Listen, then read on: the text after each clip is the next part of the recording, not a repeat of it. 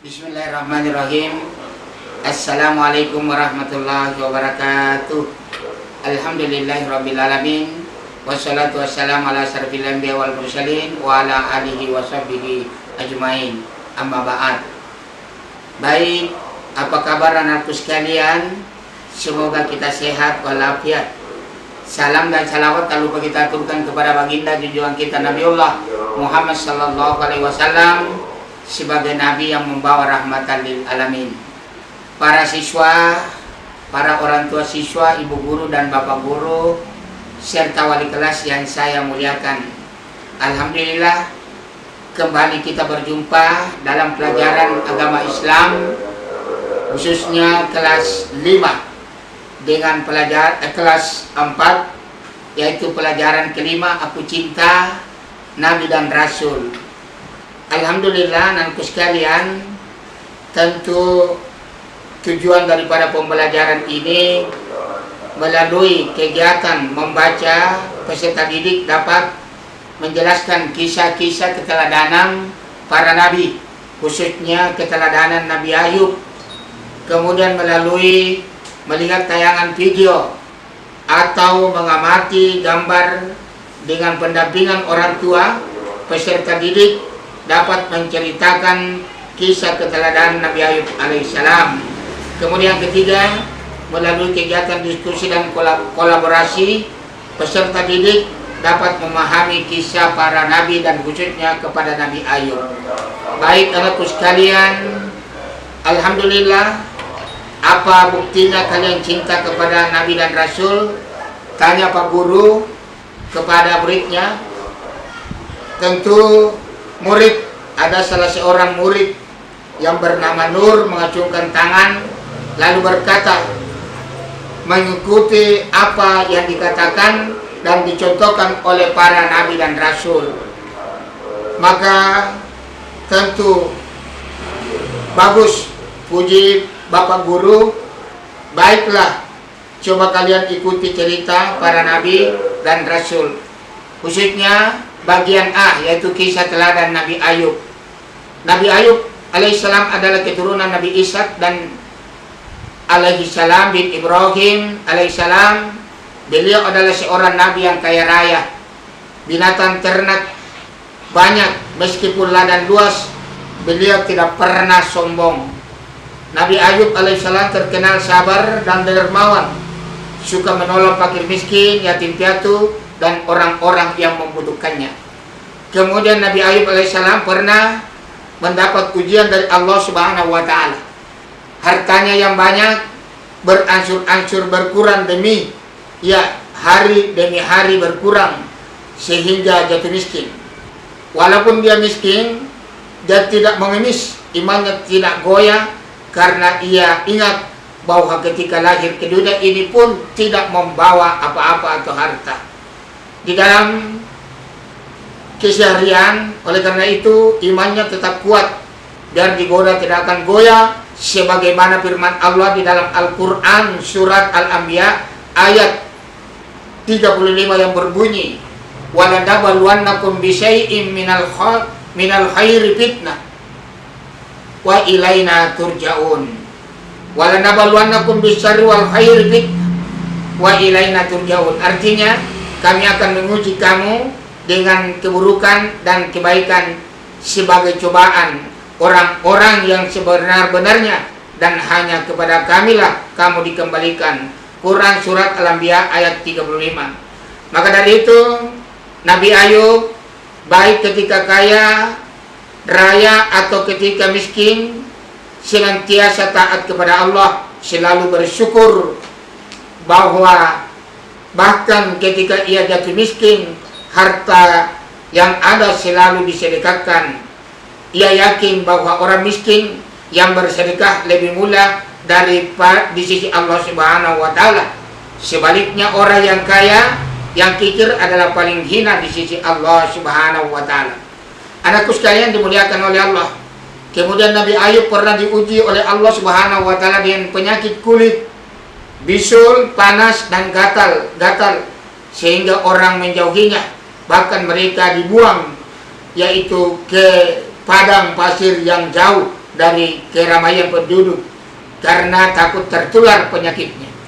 Setelah itu putra-putrinya pun meninggal dunia, sekalipun masih silih berganti, tetapi tetap dirinya tidak lupa untuk beribadah kepada Allah Subhanahu wa Ta'ala.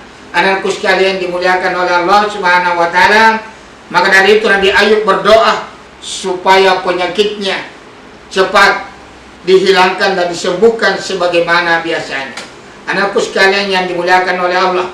Kemudian bagian B, kisah teladan Nabi Musa alaihissalam.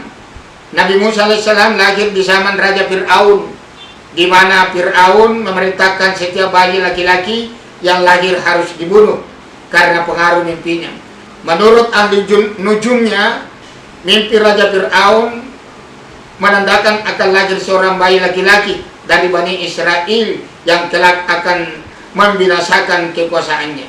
Raja Fir'aun terkenal sombong dan mengaku dirinya sebagai Tuhan. Allah melindungi Nabi Musa alaihissalam dengan menurunkan ilham kepada Nabi Musa alaihissalam agar anaknya dihanyutkan di suatu sungai. Maka dari itu bayi Musa pun diselamatkan. Setelah dihanyutkan di sungai, maka diselamatkan oleh seorang wanita yang bernama Asia, istri Fir'aun. Melihat anak itu, Fir'aun marah. Akan tetapi dengan bujuk rayu Asia, Fir'aun luluh, hanya ia tidak jadi membunuh Musa kecil itu. Anakku sekalian, suatu ketika Musa kecil menangis karena kehausan. Asia memerintahkan pengawalnya untuk mencari ibu yang dapat menyusui bayi itu. Maka berdatanganlah ibu-ibu yang akan menyusui bayi itu. Namun setelah dia menyusui bayi itu, namun setiap kali ada wanita yang hendak memberinya susu bayi itu tidak mau, ia tetap menangis. Alhamdulillah, hingga akhirnya datanglah seorang wanita bernama Yukabat. Jadi wanita yang bernama Yukabat, wanita itu menggendong dan menyusuinya. Setelah itu juga Musa kecil terdiam dan berhenti menangis sampai tertidur nyenyak. Mereka tidak mengetahui ternyata Yukabat adalah ibu kandung dari Nabi Musa sendiri. Anak-anakku sekalian dimuliakan oleh Allah Subhanahu wa Ta'ala. Alhamdulillah, Musa alaihissalam suka menolong. Suatu ketika seorang laki-laki bergegas datang kepada Musa dan berkata, "Hai Musa, sesungguhnya pembesar sedang berunding untuk membunuhmu. Keluarlah dari kota ini, itulah nasihat kepada aku." Musa alaihissalam mengikuti nasihat orang itu, maka keluarlah ia dengan perasaan khawatir seraya berdoa, "Ya Tuhanku yang maha kuasa, yang maha pengasih lagi maha penyayang, bebaskanlah aku dari cengkraman kaum Fir'aun yang aniaya." Al-Quran surat atau halaman jilid 328. Naku sekalian yang dimuliakan oleh Allah, maka dari itu sesudah kisah Nabi Musa, ya Nabi Musa alaihissalam menghadapi Fir'aun, maka Nabi Musa ini telah diberi Tuhan mujizat, yaitu tongkat yang dapat dijadikan ular yang akan menantang daripada Fir'aun ini. Alhamdulillah, Musa alaihissalam sebagai kedatangan Nabi Musa ini di Mesir membuat Fir'aun marah dan menuduh Musa sebagai tukang sihir yang hendak mengusir Fir'aun dari negeri itu. Musa alaihissalam telah mengingatkan Fir'aun, "Janganlah kamu membuat dusta, nanti kamu dibinasakan dan mendapat siksa oleh Allah Subhanahu wa Ta'ala." Anakku sekalian dimuliakan oleh Allah Subhanahu wa Ta'ala.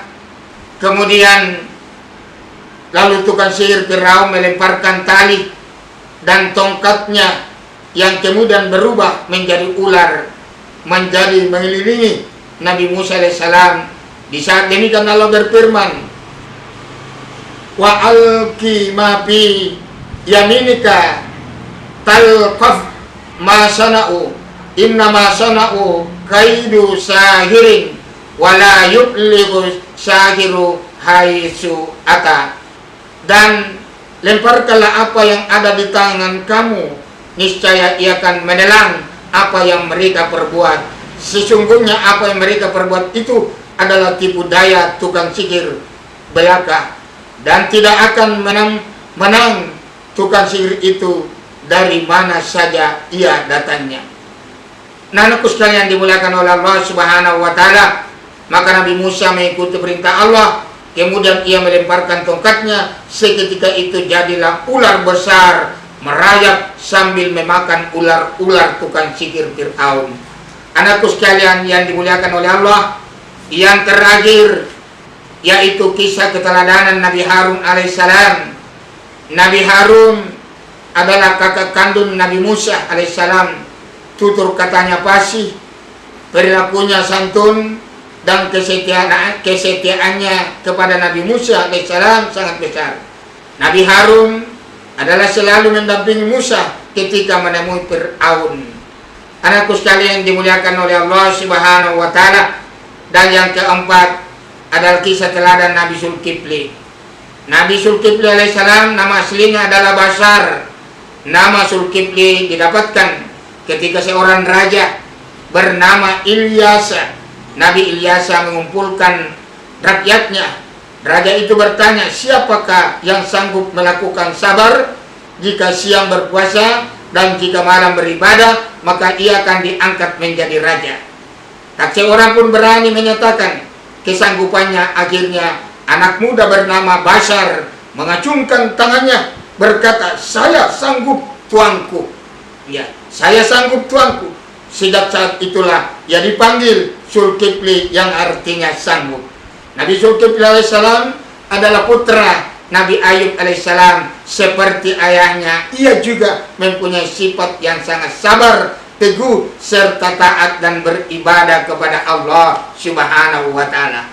Demikianlah anak-anakku sekalian materi pelajaran kelima, yaitu kisah teladan para nabi dan rasul. Dan tentu sesudah menyimak video ini, menyimak dan mempelajari, baca buku, maka ada pertanyaan dan lain sebagainya. Demikian, terima kasih atas segala perhatiannya. Wabillahi taufiq wal hidayah. Wassalamualaikum warahmatullahi wabarakatuh. Baik, anak-anak sekalian, setelah kita melihat, mendengarkan dan menyimak video pembelajaran ini, maka tentu ada umpan baliknya. Ada pertanyaan dan perlu dijawab oleh anak sekalian. Yang pertama, jawablah pertanyaan-pertanyaan berikut. 1. Apakah buktinya kalian cinta kepada Nabi dan Rasul? Jelaskan. Yang kedua, apa yang dapat kamu petik dari kisah Nabi Ayub alaihissalam? Jelaskan. Yang ketiga, mengapa sekalipun Nabi Ayub alaihissalam kaya raya, tetapi beliau tidak sombong? Yang keempat, apa alasan Fir'aun membunuh anak laki-laki yang lahir ketika itu? Jelaskan.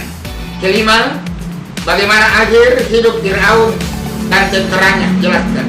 Yang keenam, apa saja mukjizat Nabi Musa alaihissalam? Jelaskan. Dan yang ketujuh, apa yang dimaksud, apa yang dapat diteladani dari Nabi Harun alaihissalam? Jelaskan. Yang kedelapan, mengapa disebut dengan nama Zulkifli? Kepada Nabi siapa Zulkifli alaihissalam yang nama aslinya adalah Bashar? Jelaskan. Demikian anakku sekalian, pertanyaan-pertanyaan setelah mempelajari, yaitu aku cinta Nabi dan Rasul-Rasul Allah. Demikian. Kemudian bagian pertanyaan yang kedua, yaitu tanggapilah pertanyaan-pertanyaan di bawah ini sesuai dengan keyakinan Anda, yaitu jawab setuju, tidak setuju, ya setuju, tidak setuju, tidak, yaitu tidak setuju, dan lain sebagainya. Baru kemudian berikan alasan. Jadi ini jawaban juga 1 sampai 10. Setuju, tidak setuju, dan tidak tahu. Nah, kemudian kerjakan soal-soal ini. Demikian, terima kasih atas segala perhatiannya. Mohon maaf atas segala kekurangan. Wallahu muwaffiq ila aqwamit thoriq. Wassalamualaikum warahmatullahi wabarakatuh.